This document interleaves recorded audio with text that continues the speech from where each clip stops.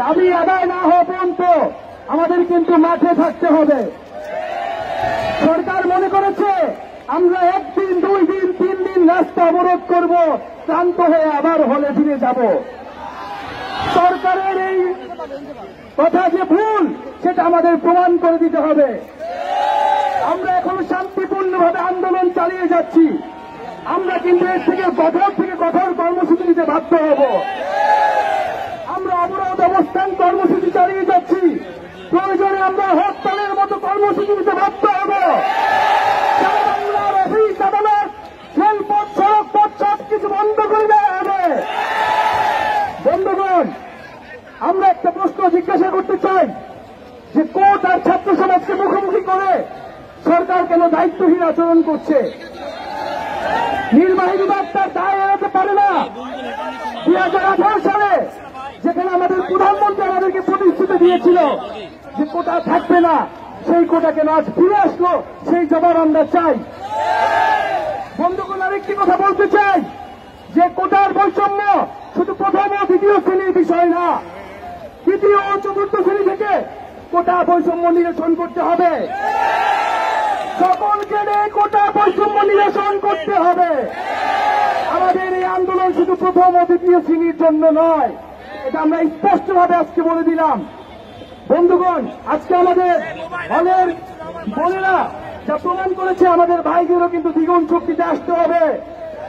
আমরা স্মরণ করিয়ে দিতে চাই, আমরা কিন্তু হলের তালা ভাঙতে জানি। 2018 সালে ভেঙেছিলাম না? 71 হলে ভেঙেছিলাম, রোকেয়া হলে ভেঙেছিলাম, হলে ভেঙেছিলাম, বঙ্গমাত্রা কুয়েত মসজিদে ভেঙেছিলাম, শামসুন্নাহারে ভেঙেছিলাম। বন্ধুগণ, আমরা শুনতে পেয়েছি হলে হলে আমাদের শিক্ষার্থীদের, আন্দোলনকারীদের বাধা দেওয়া হচ্ছে। আমরা প্রশাসনের প্রতি আহ্বান জানাবো যে আপনারা তৎপর হন। যদি শিক্ষার্থীদের বাধা দেওয়া হয়, এর জবাব কিন্তু আপনাদের দিতে হবে। যদি আমরা চাকরি না পাই, আপনাদের কিন্তু চাকরি থাকবে না, সে ব্যবস্থা আমরা করে দেব। সারা বাংলার মানুষের প্রতি আমাদের আহ্বান থাকবে, এটা শুধু শিক্ষার্থীদের আন্দোলন নয়, অভিভাবকদের প্রতি বলবো, আপনার সন্তান কিন্তু চাকরি পাবে না, আপনাকে কিন্তু নেমে আসতে হবে। আজকে দেশে কর্মসংস্থান নেই, আজকে দেশে চাকরি নাই।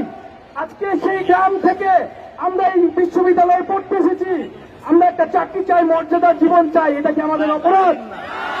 আমাদের এটা কি অযৌক্তিক দাবি? তাহলে আমাদের সাথে কেন এই প্রহসন করা হচ্ছে?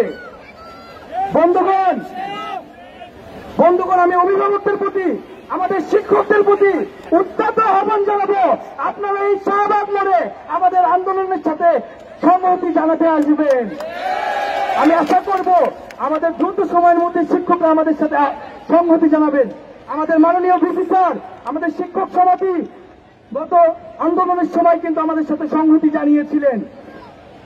বন্ধুগণ, আজকে বিভিন্ন বিশ্ববিদ্যালয় থেকে যেখানে শিক্ষার্থীরা আন্দোলন গড়ে তুলছে, আমরা তাদেরকে ধন্যবাদ জানাচ্ছি। এবং আজকে এইখানে ঢাকার বিভিন্ন শিক্ষা প্রতিষ্ঠানের শিক্ষার্থীরা এসে সংহতি প্রকাশ করেছে, আমাদের সাথে মিছিলে ছিল। আমরা বুয়েটে গিয়েছি, আমরা ইডেন কলেজে গিয়েছি, আমরা সেখান থেকেও সাড়া পেয়েছি। আমরা বন্ধুগণ শুধু শাহবাগে বসে থাকবো না, আমরা যে কর্মসূচিটি ঘোষণা করছি যে আগামীকাল বিকাল 3টা থেকে বাংলা ব্লকের কর্মসূচি ঘোষণা করা হলো। শুধু শাহবাগ মনে নয়, ঢাকা শহরের শাহবাগ, সাইসলেট, চানখারপুল, নীলক্ষেত, মতিঝিল, প্রতিটি পয়েন্টে পয়েন্টে কলেজ এবং বিশ্ববিদ্যালয়ের শিক্ষার্থীরা নেমে আসবেন এবং বাংলা পকেট কর্মসূচিকে সফল করবেন। এবং যারা ঢাকার বাইরে শিক্ষার্থীরা আসেন, তারা জেলায় জেলায়, বিশ্ববিদ্যালয়ে মহাসড়কগুলো অবরোধ করবেন। আমরা নির্বাহী বিভাগকে জানতে চাই, নির্বাহী বিভাগের কাছে, সরকারের কাছে 2018 সালের পরিপত্র কেন বাতিল করা হলো? তৃতীয় ও চতুর্থ শ্রেণীতে এখনো কেন কোটা বৈষম্য নিরসন করা হচ্ছে না? কেন এখনো 56% কোটা তৃতীয় ও চতুর্থ শ্রেণীতে থাকবে? এবং কত বড় সাহস যে প্রথম ও দ্বিতীয় শ্রেণীতে তারা এটা নিয়ে এসেছে, সেই সাহসের কিন্তু আমরা জবাব দিব। বন্ধুগণ, আপনাদেরকে এবং আমাদেরকে আন্দোলনের যে স্পিরিট, সেই স্পিরিট কিন্তু ধরে রাখতে হবে। আমাদেরকে আমাদের যে ছাত্র ধর্মঘট এবং ক্লাস পরীক্ষা বর্জন কর্মসূচি আপনারা দেখেছেন, অলরেডি অনলাইনে কিন্তু স্বতঃস্ফূর্তভাবে বিভিন্ন বিশ্ববিদ্যালয়ে বিভিন্ন বিভাগের শিক্ষার্থীরা স্বতঃস্ফূর্তভাবে একাত্মতা প্রকাশ করেছে। শিক্ষকদের আন্দোলন বন্ধ হয়ে যাবে, আমাদের আন্দোলন কিন্তু বন্ধ হবে না।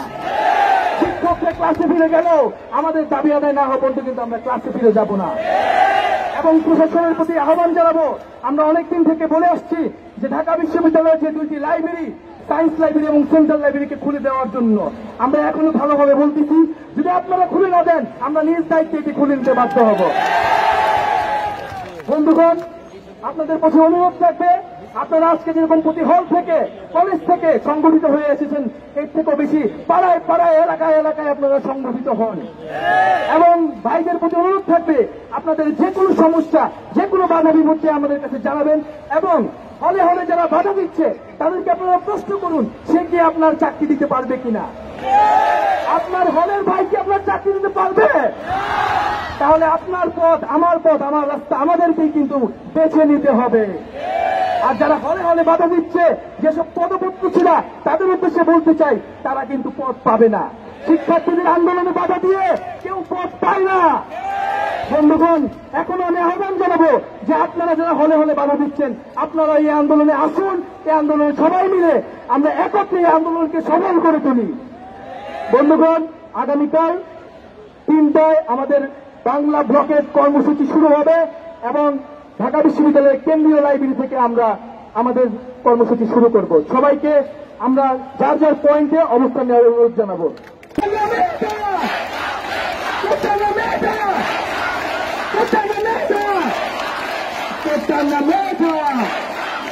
সবাইকে ধন্যবাদ।